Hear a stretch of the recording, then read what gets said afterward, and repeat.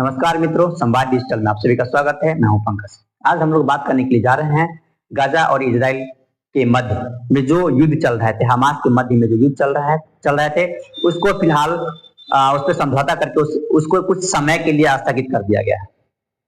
और यह बहुत ही महत्वपूर्ण था कि एक युद्ध को बहुत लंबे समय तक घिस दिया गया, जिसके कारण लाखों बेगुनाह वैसे परिवार, वैसे लोग जो थोड़ा भी युद्ध से जिनका कुछ भी लेना देना नहीं था, उनका घर क्या हुआ, उजड़ गया। परिणाम बहुत से जो लगभग अगर हम बात करने आगे हम बात करेंगे, बहुत से रिपोर्ट में बात करेंगे और देखेंगे कि किस तरह से कितने लोग, लाख लोग, कितने बच्चे इससे सीधे तौर से प्रभावित हुए। तो यह अगर हम बात करें तो युद्ध का शुरुआत हुआ था 7 अक्टूबर 2023 को। उस दिन इजराइल में कुछ त्योहार चल रहे थे।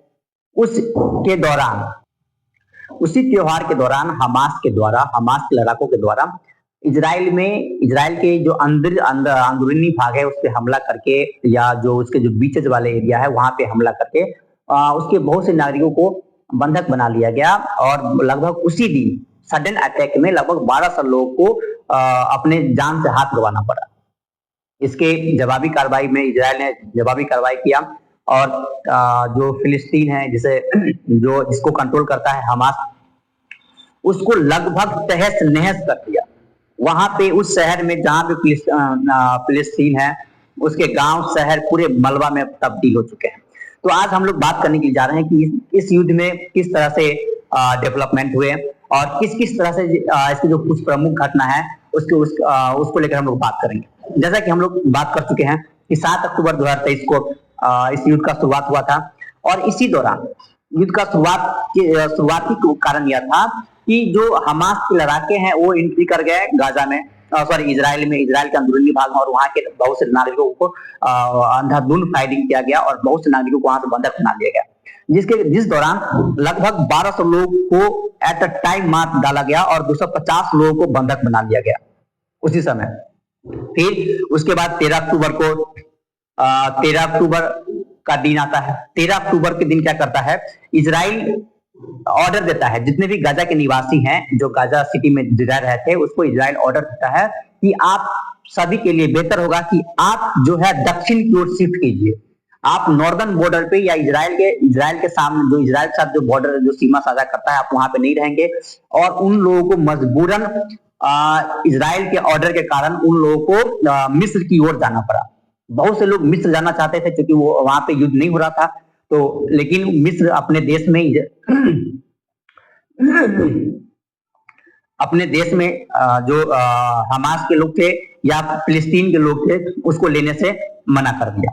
और लोग वहीं पे अपने ही देश में अपने घर को छोड़ के, अपना घर बार छोड़ के मजबूरन उन लोगों को अपने बॉर्डर वाले इलाके पे जाके रहना पड़ा। फिर अगला समय आता है 1 अप्रैल 2024 का। हम कुछ मेजर इवेंट हुए हैं, हम उसके बारे में बात कर रहे हैं। तो अगला डेट आता है 1 अप्रैल 2024 को। इस दिन इजराइल क्या करता है कि ईरान, क्योंकि इजराइल का ऐसा मानना होता है और लगभग पूरी दुनिया इस बात पे विश्वास करती है कि जो हमास के पीछे जो मेन हाथ था, क्योंकि हमास कोई बहुत बड़ा पॉलिटिकल ऑर्गेनाइजेशन है ना, उसके पास बहुत ज्यादा पैसा है। उस जो अगर इजराइल एक बहुत बड़ा मध्य पूर्व में बहुत बड़ा शक्ति है, अगर उसके खिलाफ हमास लड़ रहा है तो हमास लड़ कैसे पा रहा है? तो इसके पीछे कारण था, इजराइल का मानना था कि ईरान हमास को भाई पैसा के द्वारा और मिलिट्री या हथियार के द्वारा मदद करता था। तो इजराइल ने क्या किया, ईरान के दूतावास में, वो भी कहा दमिश्क, जो सीरिया की राजधानी है, क्योंकि ऐसा माना जाता था कि जब जो सीरिया था, उस समय जो सीरिया था, वर्तमान सीरिया नहीं, जब 2024 का सीरिया जो था, उस समय क्या था कि ये माना जाता था कि ये जो सीरिया है, सीरिया का बहुत बड़ा सपोर्टर है ईरान, और इन दोनों में अच्छा संबंध था। तो इसको लेकर, इसी विषय को लेकर ईरान के दूतावास पे ये हमला कर देता है, इजराइल हमला कर देता है। इसका परिणाम यह होता है कि 31 जुलाई को हमला किया। फिर इसका परिणाम यह होता है कि 31 जुलाई 2024 को, है ना, तेहरान के पास जो है प्रमुख, जो तेहरान में इजराइल में सॉरी ईरान की राजधानी तेहरान में हमास के प्रमुख जिनका नाम होता है इस्माइल हानिया। इस्माइल हानिया जो तेहरान में रह रहा होता है, ईरान में रह रहा होता है, उसको 31 जुलाई को मरवा देता है मोसाद, जो उसके खुफिया एजेंसी है इजराइल के, और उसके द्वारा उसको मरवा दिया जाता है। फिर अगला एक डेट आता है, महत्वपूर्ण डेट है 28 सितंबर 2024 को। इसमें इसके दौरान क्या होता है, इस दिन क्या होता है, इजराइल के जो हवाई हमले होते हैं, इजराइल डायरेक्ट हवाई हमला करता है बेरूत में। बेरूत कहाँ है? लेबनान में। अब हम यहाँ पे देख रहे हैं कि ये हिजबुल्ला एक लेबनान का संगठन है, पॉलिटिकल संगठन बोले या आतंकवादी संगठन बोले, ये कहाँ का है? लेबनान का है। क्योंकि वो लेबनान से भी इसको हमेशा कुछ ना कुछ ट्रबल में डाला जा रहा था इजराइल को, तो इसको भी लेके इजराइल इस चीज को भी माफ नहीं करता है और डायरेक्ट अटैक करता है लेबनान पे। फिर एक आता है 17 अक्टूबर 2024 को।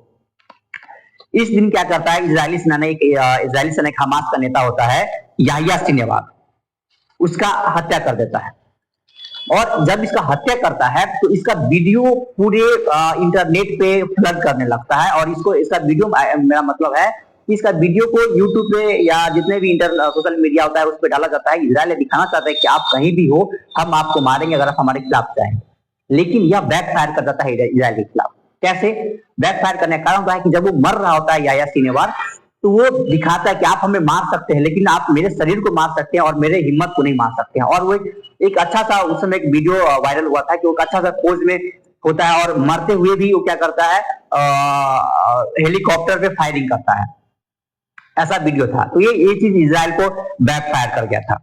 अगर अब हम बात करें कि अगर ये तो हमारे कुछ प्रमुख मुद्दे थे, और अगर इसके और अंदर में डीप में जाए तो देखेंगे कि युद्ध लगभग 15 महीने के आसपास चला, और 15 महीने में कितना क्षति पहुंचाया।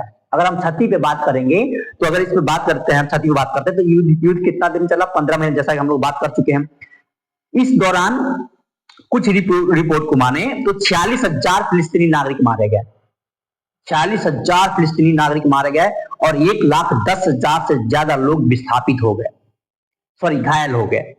लेकिन ये जो 46,000 फिलिस्तीनी नागरिक मारे गए, इसको लेके, इस डाटा को लेके कुछ लोग डाउट करते हैं। क्यों? क्योंकि कुछ लोगों का मानना है कि 1,46,000 से ज्यादा, 86,000 से ज्यादा लोगों की मृत्यु हुई है।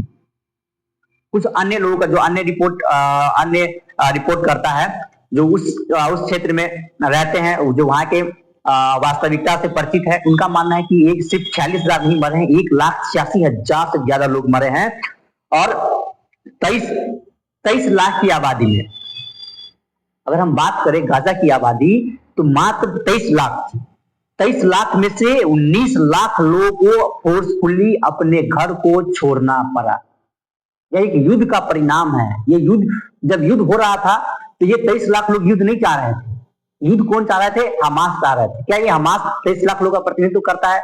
अगर ऐसा बात करेंगे, अगर कुछ रिपोर्ट्स पढ़ें, लोग सच्चाई जाने, तो नहीं करता है।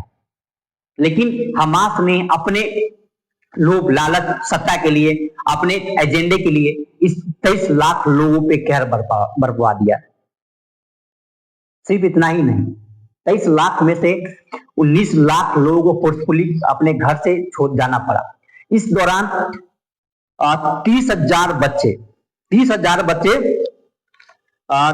बच्चे क्या हो गए? अनाथ हो गए। अब उन बच्चों का क्या गलती था? जैसा कि अगर हम कुछ दिन पहले ही, 2 दिन पहले की बात है, लगभग 16-17 तारीख का बात है, जो यूएन महासचिव है एंटोनियो गुटेरेस, उन्होंने कहा था कि इस दुनिया में बच्चे जो हैं वो युद्ध का मांग नहीं करते हैं, लेकिन सबसे ज्यादा प्रभावित कोई भी है तो वह है बच्चे। क्यों? क्योंकि अगर कुछ भी हो रहा है तो उसका सीधा प्रभाव किस पे पड़ रहे हैं? बच्चे पे पड़ रहे हैं। और बच्चे अनाथ हो रहे हैं, भूख के कारण लाइन में लग रहे हैं, उसका क्या ही दोष? तो एंटोनियो गुटेरेस का कहना था कि दुनिया के हर 6 में से 1 बच्चे युद्ध वाले क्षेत्र में है।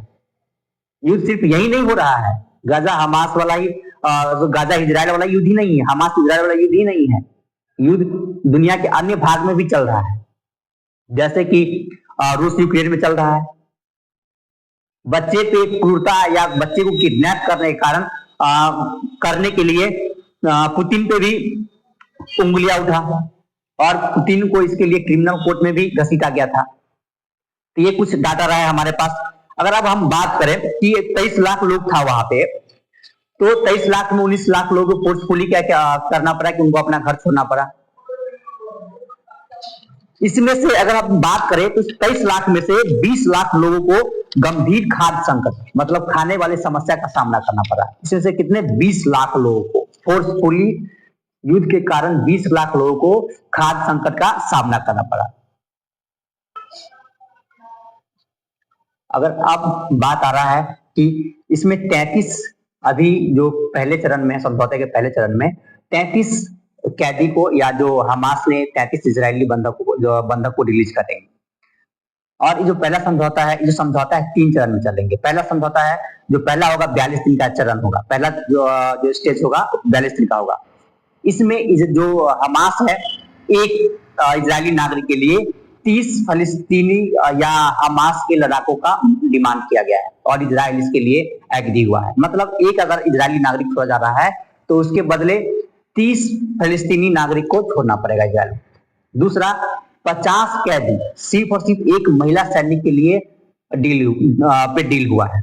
मगर एक मामला क्या है कि 50 हमास के या क्या बोलते हैं गाजा के जो नागरिक है उसको छोड़ेगा इजराइल, बदले में उसको सिर्फ एक महिला सैनिक जो सैनिक है उसका जानकारी उसको मिलेगा। दूसरा क्या है कि 100 बंधक अभी भी हमास के कब्जे में है, जिसका रिपोर्ट अभी तक हमास उसको नहीं बता रहा है कि वो जीवित है भी कि नहीं है।